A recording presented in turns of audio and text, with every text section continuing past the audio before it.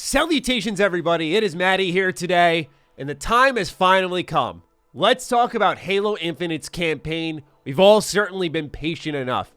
Now, the interesting part of this review is I've had this campaign for a couple of weeks now, so I've had time to play, complete, mess around with a ton of side activities, but the often most forgotten part of the review process that no developer has ever cared about is the ability to let the game marinate. Take time, let it digest, and think about it. So I've had a lot of time to think about Halo Infinite after completing it, and here in today's video, I'm excited to share some thoughts with all of you. In 2001, Halo Combat Evolved changed the console shooter space. Between missions like the Silent Cartographer and Assault on the Control Room, the game showcased an effortless flow between open-level exploration and tight corridor shooting. Halo Infinite is clearly inspired by Halo Combat Evolved in every sense. The art style and the openness of which you are seeing in the second mission of the 2001 classic is both honored and built upon here. With it being my favorite game in the entire franchise, it really goes without saying that this brings me a lot of joy. I know, bit of a hot take, right? Everyone likes Halo 3, and I'm over there in the corner saying, rah, Halo 1, yeah. Between an emotionally charged story, the sandbox style gameplay, to an absolute blast in multiplayer, Halo Infinite is undoubtedly 343's best Halo package yet. In all fairness, that isn't saying much. Halo 4 had an alright campaign and dead multiplayer. For Halo 5 Guardians, it was much the opposite. Let it be known, though, that Halo Infinite is very solid across the board. It's one of the best controlling and feeling first-person shooters right now. The open-world setting beckons emergent gameplay and true creativity, which feels very Halo and not like some note on a marketing checklist, and both the characters and performances are strong. Unfortunately, there are also a lot of problems I found with this game. Allow me to make a comparison I'm sure nobody's gonna hate. Halo 5 Guardians is the last Jedi for the Halo series on a narrative level, okay? What that means is that its sequel, Halo Infinite, aka Rise of Skywalker, has to put as much effort into untangling the mess the previous entry created while also giving itself time to tell its own tale. What does that mean exactly for you? A lot of off-screen revelations occur, and there's a lot of things that are happening in the backdrop and the background that you'll find through audio logs, and this can be frustrating to discover, but I'll leave it to just that, your own discovery, because the game is available on Game Pass, so you could download it and try it right away. What this game ultimately accomplished for me, though, is a clear and exciting future for Halo when it was all said and done. I wasn't in love with it quite like maybe Halo 1 or ODST, but it was enough for me to start to believe. Given its platform nature where campaign and multiplayer are going to expand over time, many things here do feel intentionally left open-ended, with 343 hoping you'll toss your hands and go, huh, well, yeah, that's modern gaming, I guess. What are you gonna do about that, huh? Certainly not me. I was left wanting more in, yes, a good way, as it's a fun game to play with characters that I felt for, but there's definitely work undone, which will be saved for later, and I found that pretty disappointing. So with that, let's talk about Halo Infinite, which is arriving on PC and Xbox December 8th for the price tag of $60. The multiplayer has been available since November 15th, which will also be factored into this full review because we're able to talk about the entire Halo Infinite package. And the campaign will be also available through Game Pass, which I will factor into my review score at the end. Now let's start off with the story, and as always, it will be spoiler-free both visually and audio-based. Halo Infinite heavily builds off of Halo Wars 2's Banished, okay? So if you have not played that game, now seeing the whole thing through, just know you should probably take some time to look up a recap and familiarize yourself with this brute faction. In Halo Infinite, they are a war-prepped and extremely capable antagonist group led by Escharum. Escharum is a war chief hell-bent on a blending of revenge and a search for something hidden on the Zeta Halo ring. Escharum stands as one of the most interesting antagonists the series has built yet. He has the proper motivations, respects the lore, is genuinely intimidating, and has a hierarchy supporting him. Plus, I have to say, I really love how he was written. Now, while the overall hierarchy fails as a supporting cast due to missed opportunity, yes, even the Spartan Killer, I didn't find myself actually caring that much. That is a testament to how good I believe that Escharum truly is, because there were aspects, once again, like the Spartan Killer, where I thought to myself, man, I can't wait to learn more. But once it was all said and done, I went, huh, that stinks, but oh well, Escharum's really cool. More importantly is what's going on with Master Chief. This may be my favorite rendition in a lot of ways of the Master Chief. Every line of dialogue is calculated and precise. It makes it where every time Chief spoke, it had complete impact on me. The animation-based storytelling on top of that is very Metroid in its design. Chief has always been a character where his actions spoke louder than his words, or any monologue he could ever give. The story poses this real question of whether or not he's man or machine based off his behavior, his habits, and the parallels drawn between him and Escharum really elevate both characters to new heights. And I think that's important to note because as I went through and replayed the entire MCC ahead of this game here, I realized that a lot of the high notes for Halo, of course, were some character interactions, but a lot of them were also just big set pieces, big moments in the gameplay, where I feel like a lot of us are going to be talking about the big moments in conversation, the speeches, the interactions that occur. Those are the highlights here. And while the gameplay is excellent, and we'll talk about that later, I really, again, need to give the roses to some character development here that I thought was done pretty well. That emotion carries especially over into interactions with Weapon. Originally, Chief was assigned to transport Cortana for deletion, which Weapon was going to handle and then disappear. So when he finds Weapon, they're both really confused. Weapon is this brand new AI who's going to accompany you, much like Cortana did throughout Chief's other adventures.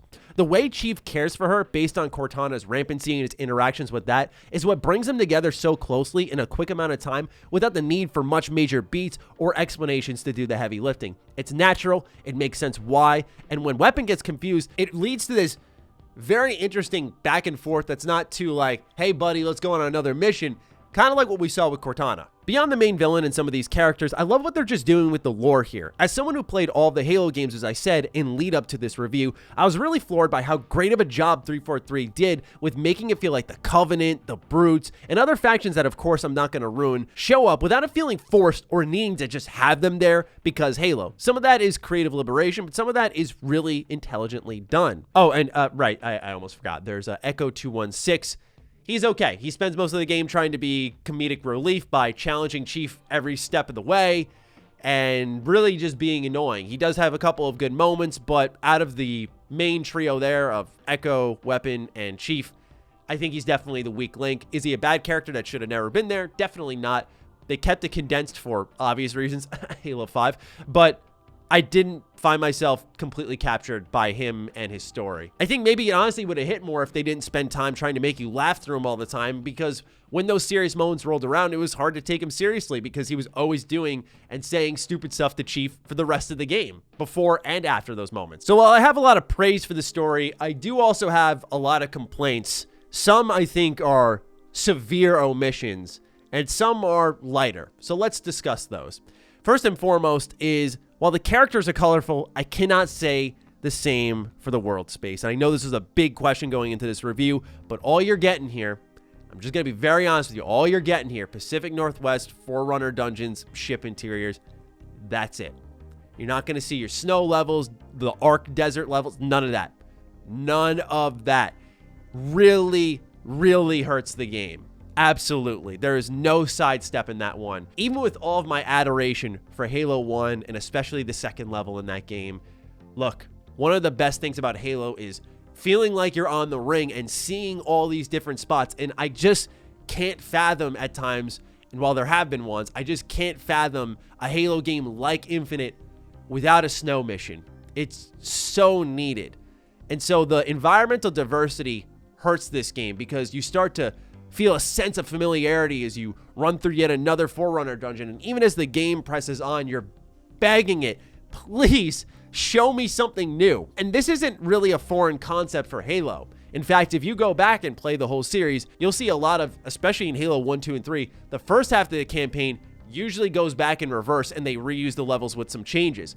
Not for all of them, but you can see that there. So Halo does what many game developers do: reuse assets. It saves development time and cost, and if they're used intelligently, like I think in Halo 3, you can really convey a sense of time progressing and real damage being done without having to recreate an entirely new level. But Halo Infinite just throws you into the same corridors constantly, and it wears you down. No matter how fun the gameplay is, it really starts to hurt, where it's sometimes not even a snow mission, but just a desire to see something new. And it can really even hurt the fantastic open world space, where it's not a breath of fresh air to come out of one of these dungeons and see, oh, there it is. Pacific Northwest again, and even these different regions and hubs you visit in the Pacific Northwest aren't diverse enough and varied enough and feel separate from one another, where I was, again, becoming recaptured by the open world. And it's why I say I don't know if open world is the true feature of Halo. I think it worked here. I think it was very fun to play around in, but this wasn't a convincing enough example for me, especially because now we know for a fact the environmental diversity hurt, that moving forward, like, Halo has to be open world, because on a gameplay level it works, but environmental diversity, it falls flat on its face. Environmental storytelling was one thing I love in the Halo franchise, especially Combat Evolved. I absolutely adored, for example, Blood in 343 Guilty Spark. As you crawl through this base and you're wondering what happened here, like, you're seeing dead Marines, dead Covenant, blood covering the wall, and it tells you its own story. But Halo Infinite, being T for teen, strips any blood, any gore. You'll see a moment or two of it, but because it's used so sparingly that even when they do show up with a little blood, it's never enough to do what I think Halo 1 and so on managed to accomplish. And this is another big sore spot for me, because a lot of the storytelling is done in one way. These conversations in the palm of Chief. That's it. Like, he just pops out weapon, the camera keeps rotating around the crew, and they just keep talking. It's these one-shot cutscenes. And so even the environmental storytelling could help break some of that up, but it's really just one-shot cutscene, one-shot cutscene, one-shot cutscene. Not much more beyond that. And again, it's these little things here that you can start to feel it creep in, like, okay, this game was in big trouble for a while. Did they manage to land the plane here on a mostly safe area? Yes, they did a pretty good job, all things considered, and I did like the game a lot. But there are problems here that I just need to make sure you're all aware of. Of course, with all of these 343 stories, I do think some decisions with the story, with the lore, and with the future of Halo will baffle and bother some people. Obviously, I cannot predict the discourse. I could be incorrect on that. But again, seeing every single Halo campaign and looking at what we had there and looking at what they're doing here and some of the stuff that they have to leapfrog and change behind the scenes, I can see some people really liking what they do here, but there's also some stuff that they're going to do that people are going to go, oh boy, no, not that. Change that. Some of this is alleviated through audio logs. You can find audio logs at the forward operating basis, which we're going to talk about in just a second here. And so you can get some supplemental storytelling that way, which can also help alleviate my problem with the blood, but it's such a common storytelling method and I don't think as effective. The last complaint, I put complaint in quotes for this one because I didn't really have an issue with it, but some may, given the length of time we're waiting for this game and the structure of the game. I did not rush. Again, I had a lot of time to play this, right? I had plenty of time to get this done. It took me 10 hours to beat Halo Infinite. Not really a crazy concept when you look at other Halo games, but I totally get the idea and agree with all of you if you're thinking this, which is Halo Infinite being open world-ish kind of spoke to me as this game will be longer, especially when I got it that early. I thought, okay, so this is going to be a long game because I've had JRPGs at like 50, 60 hours I've had to squeeze out in a week. So certainly this is going to be long. And when I beat in 10 hours, I went, well, this makes sense for Halo, but wow. And some people may be disappointed by that. You could one-tap this game is what I like to say. You could beat this in one sitting if you really wanted to, because that 10 hours was factored into me stopping smelling the roses. And once I completed the game, I had 50% completion done. And I was able to go around and do more open world stuff if I would like to. You can do the same thing. But just know, again, this was me really taking my time, making some pit stops, but eventually the story does capture you. And that's what kept pulling me along. Like, I couldn't stop. I kept going because I wanted answers. And some are provided, some aren't. So that's just my batch of story-based complaints there, just to make you all aware. Let's move into gameplay now, though, because there's certainly a lot to talk about there, too. This is the smoothest feeling, slickest FPS on the market with real tight shooting and excellent movement. It doesn't feel like Call of Duty came to Halo, but rather Halo has evolved and adapted in just the right ways. There's a certain speed to your sprint, to your aim down sights timing, to the time to kill. all of it just feels right in both campaign and multiplayer. As of course I've said already, this game is set in multiple open world hub areas throughout the ring, with eventually all of it opening up to be explored upon story completion. Throughout this open world, you'll discover things like Forerunner artifacts, forward operating bases, banished outposts, high value targets, marine squads to save, and propaganda towers. Now, they're not endless objectives, and I think that's really good because that 10-hour mark may push over 20 plus hours by the time you're done seeing everything. And I feel like given the size and scope of this world and the verticality, the skulls you can find, there's a lot of secrets that are likely tucked away in here that people are going to find, and I think that's also really cool. But what I love more than anything is that they don't decorate your map with 1,000,001 icons. There are some, but it's not a ton of them, so it's not overwhelming. A really easy to consume, digestible open world experience here, which is a rarity nowadays. So forward operating bases are the core of this. You'll clear out Covenant brutes, and once you do so, it's where you can spawn weapons and vehicles. Then there's high value targets where when you kill enemies, they'll drop unique variants of weapons that you can find in multiplayer and as well as the open world single player section. These variants don't do anything different. They just look different. The Marine squads you can save, and once you save them, they'll join you on your missions. On top of that, the propaganda towers will just be destroyed and give you valor. Banished outposts are the real highlight. I'll talk about those in a second because as you do all of these, you're going to gain valor. And valor is this currency, if you will, although you don't actually spend it, you just earn it and it unlocks things, where you'll earn new weapons and new vehicles. So you can go to these forward operating bases and call in all manner of things to prepare yourself to, say, invade a banished outpost. This is where the game gets its sense of identity, because what happens now is you don't have, say, Nightfall as a mission. I want to use that same example for my Halo Infinite preview. You don't have Nightfall as this mission where you have the sniper rifle out and you're like, okay, it's nighttime, it's raining, we're stealthy here. Like, they've equipped me for this type of mission. The atmosphere is set for this type of mission. With the day and night cycle in real time, it may turn nighttime, and you spawn in a Razorback, you give all of your Marines sniper rifles, you load yourself up with a sniper rifle, and you pull up to this banished outpost, and that's how you take them on. You go to a high-value target, and you're like, these hunters are giving me some issues.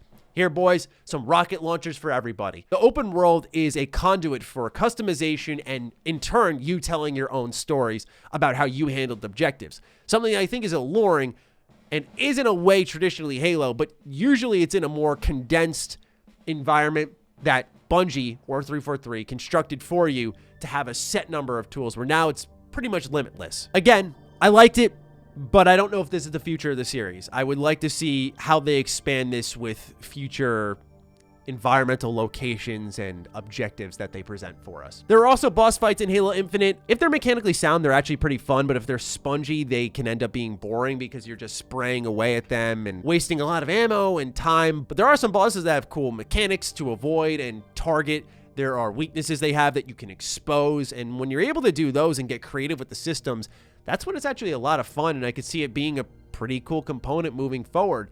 So that is a new idea here that, again, kind of in the middle on. Was it executed perfectly? No, not really. So I mentioned a lacking of environmental diversity, and there's also a lacking of, I think, objective variety. This game loves the rule of 3 is what I like to call it. So kill 3 of these, capture 3 of these, gather 3 of these. It's very template driven, and it can be, again, kind of tiresome because you're doing that through the same locations in the same area. It can really, again, grind you down a little bit. And that's where I feel this has to be addressed. Co-op is sorely missed here. Look, I get it because it's old news now, even though it's really not old news. But co-op is really missed here. A lot of this would be, I think, a lot of fun with your friend alongside you. And it's a damn shame, and it absolutely hurts the package to know it's not here. It's not here, and it won't be here for a while. Fortunately, though, the trade-off was, I'd say, worth it. The game is technically sound, and it is beautiful. I didn't have any crashes throughout my time with the game. The most I noticed was a couple of issues with the draw distance, like textures loading in. But otherwise, it is running well, looks great. So, again, if that was the trade-off there, then they made the right call. And I can only respect that choice there because that's what they needed to do with this game, was just get it out, get the core foundation out, and then add on top of it. There's a couple of things you can unlock in the campaign. One of them is for multiplayer, so you can find these little closets throughout, and you can get these different cosmetics. None of them are crazy, so don't get your hopes up, but just know that's another thing you can collect on top of the audio logs. And you can also get Spartan cores. So there's this new skill tree system, if you will, in Halo Infinite, where you can find these Spartan cores and upgrade things like your grapple shot. So when you land your grapple shot, it electrocutes enemies and you punch them out. You can upgrade things like your thrusters. You can upgrade your shields. So there's a lot of things that you can upgrade. They are helpful to upgrade. And what happens is with all this equipment and all this emergent gameplay and these upgrades, it really begs one question. I don't know if we can actually have Halo again without the grapple shot. This is the game changer. It brings about verticality unlike any other Halo game. It allows movement unlike any other Halo game. And there's nothing better than just attaching it to the chest of a brute and just coming in full speed, punching them out. We already saw a little bit of that in the multiplayer when you have like the grapple shot and you're zipping around with that and an energy sword. But in the campaign, there's a level of movement because it recharges so quickly where you are just zipping all over like a first-person Spider-Man, and it feels great. This is going to be sort of like the telekinesis thing that we saw in Zelda, where people are going to send themselves across the map. You're going to start to see that with Halo's grapple shot. I guarantee it, and rightfully so. It's fun, and it's a perfect tool for the future of this series. And if there's anything I'm certain about that needs to be in every entry moving forward, it is that piece of equipment right there, because it is the game changer that I think makes everything else around it work. Beyond equipment, there are new weapons that we see already in multiplayer, but maybe you haven't checked that out, like the Stalker Rifle, the Disruptor, the Mangler. Now, based off the way I played things, this was more of a surprising, enjoyable discovery, where I know for a lot of you out there, pretty much everyone out there who played the multiplayer, you will already be familiar with these weapons going into the campaign. So I had a sense of discovery there. I enjoyed them, and running around with like something such as the Mangler was really fun in the campaign because this thing is punchy, but it also translated really well into the multiplayer where it had that punch there too. So that was something that felt especially good to me, but just know that you're going to see those brand new weapons in the campaign, which I think is to be expected, but just something I wanted to make sure was clear. So that kind of covers the general of the campaign. Now we got to talk about multiplayer, because that's a very important piece of this package. So multiplayer, 45 hours later at this point in time, nearing 50, and I'm still having so much damn fun. Unapologetically. There are problems, of course. We'll talk about them, but this game on a multiplayer side of things shines brightly. So it arrives with 3 playlists: Quick Play, Big Team Battle, and Ranked Arena, with more on the way very soon, by the end of this year, hopefully, across 10 maps. 3 for Big Team Battle, 7 for the rest of the modes. I find myself going into Ranked Arena. That is where I feel that the gunplay truly shines. You start off with battle rifles, no radar. You just go out there and gunfight. I love that. It's pure Halo. But you can also get that chaotic, emergent gameplay superstar that Halo Infinite absolutely is in something like Big Team Battle. I had amazing rushes where I'd be in the Warthog, driving a couple of buddies up a ramp, grab the flag, escape the base while there's explosions behind us. It's moments that you think you can only make up in your head, but they happen in real time, and it makes every mode and every match you head into exciting, because you're diving in knowing that something crazy can happen and that you can do something game-changing. Like when I zipped up an entire rock wall and then shot my grapple shot into a floating wasp and hijacked it and then killed the person inside it. It's moments like that where I think of something and I can truly do it that let this game shine. Again, no surprise that it's the grapple shot, but there's also ones that are very underrated, like the repulsor, which is a real-time counterattack to almost any projectile in this mode, whether it be a plasma pistol charge, a vehicle coming your way, or a grenade. You can put up your fist and send that sucker back, and that ability to react and respond and not just be constantly vulnerable, like say in Halo 3 when someone's driving around with the Gauss turret, is such an immense difference maker. There is skill-based matchmaking, and given that the game is very competitive, I do worry a little bit that if they don't get these new playlists in sooner rather than later, that we may have another Halo 5 type of sweat fest on our hands, which I think would not be good for this game. They need to make it where Quick Play and I think Big Team Battle are just fun, lax games where it doesn't matter if you're getting your ass kicked or whatever, you're just having a good time. Sometimes you get stomped, sometimes you are stomping, and let Ranked Arena be the place where people like me who want to sweat, who want to have those tough gunfights, can go to. Of course, though, we need to talk about the lacking of playlists. You can't just pick Slayer, and this interferes with things I've talked a lot about on the channel already, like the Battle Pass, where it's very much challenge-based progression, and it's awful, because what happens is now we're starting to involve monetization, and it's disrupting what is overall a really good multiplayer experience because they need to make money. Since it is free to play on its own, you could buy the package and it will be there on the main menu, but you can just download it separately. So 343 needs to figure out a way to get the money from you. So what they've done is made it where if you have not paid for the battle pass, you can only complete 3 challenges at a time. And some of them are like, hey, complete 3 stronghold missions. But guess what? You can't just pick stronghold. You have to go through oddball, slayer, capture the flag, oddball, slayer, capture the flag, 1 stronghold. And you're like, okay, that was 2 hours later. And now we're looking oddball, slayer, capture the flag. And you just keep going and going and going. You're like, man, please just let me play the modes I want. And that's what sucks is the multiplayer is so fun, but there's nothing more unfun than being forced to play what you don't want to play. And knowing that you're casting the die and going, let's see what we play today, because certainly I have no say in all of that. And it's all because the progression sits at the heart of this fantastic multiplayer and is corrupting everything around it.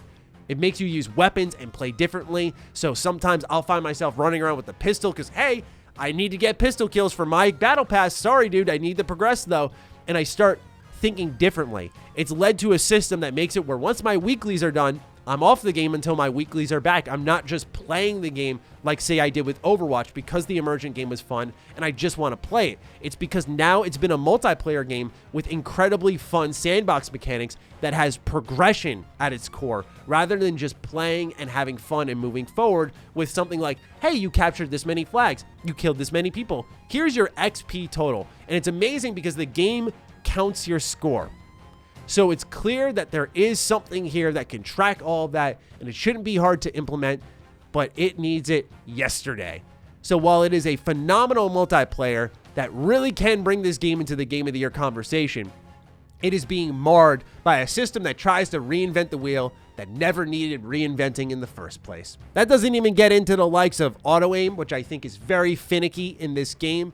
For example, when you jump, your auto-aim disables. There's also auto-aim bugs over on PC, where if you start up the game and your controller's plugged in and you move your mouse at the main menu and then pick up your controller, it turns out your auto-aim will be completely disabled, so you might be getting waxed and not even knowing why until you learn about that bug. So that's one problem, but of course there's also custom games, and custom games are pretty much broken.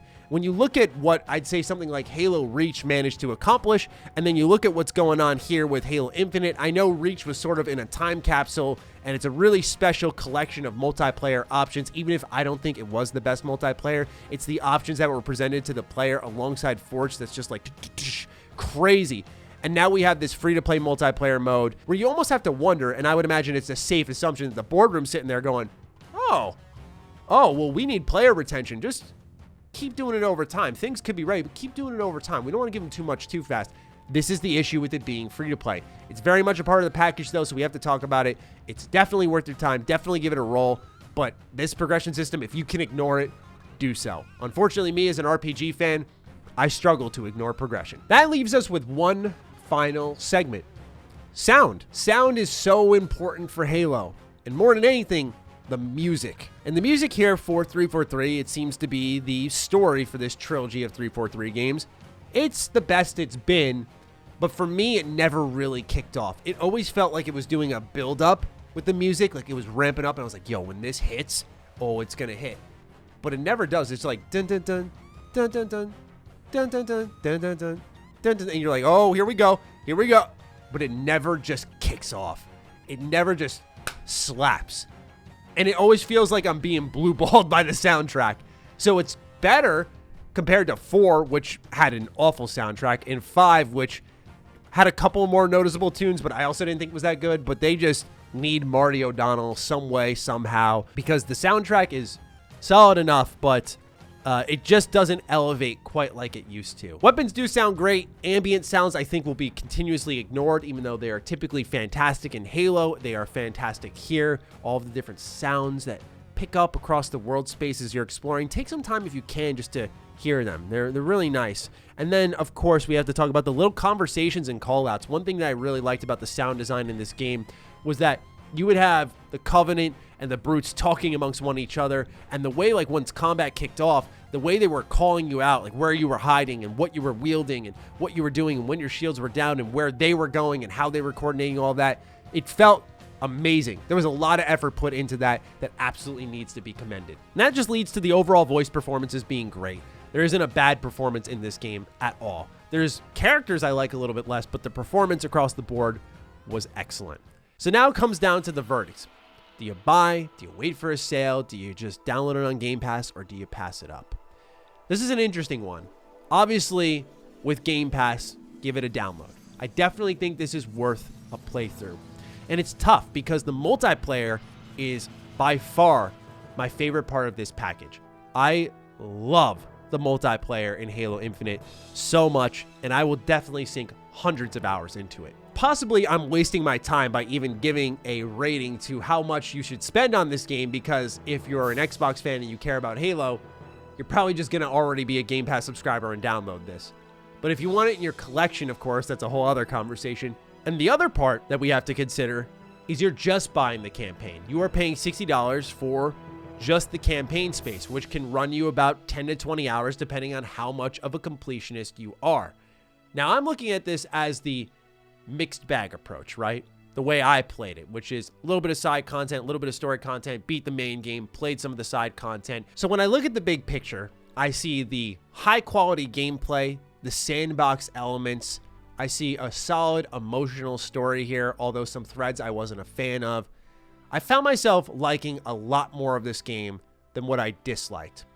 And so at the end of the day, I feel pretty confident saying you could go out and buy Halo Infinite day one, especially because through my experience of hopping in and out of this review build, it was technically sound, which was one of the biggest concerns there. And it's a sign that if you give your team time to polish, they can indeed get the job done. That said, if you're not the biggest Halo fan, I do think that this could be arguably more appealing to you because you don't have those past strands that are holding me back that can make you leaping in fall completely in love with this game. And I think that's a strength there that may be underrated, under-discussed, in fact, because so many people talking about Halo, like myself, are long-time fans. So if this is your first time hopping in, I definitely think it's worth your time. If you're unsure, though, based off some of the campaign complaints that I had and some of the design complaints I had, I do think that if you're wary, this is worth waiting till it's about $40, and you wouldn't get much argument from me. So anywhere between that threshold of 40 to 60 is, I think, a safe place to purchase this game. Obviously, if it falls lower, hey, that's great, but who knows how long that'll take. So that's my review for Halo Infinite. My very long review for Halo Infinite. Ladies and gentlemen, I hope you enjoyed. If you got this deep, thank you so much for giving me your time. This is easily the longest piece of review content we've put on the channel. Let me know what you think of this game in the comments down below, and we'll talk soon, all right? Stay sexy, stay active. I love you all. Peace.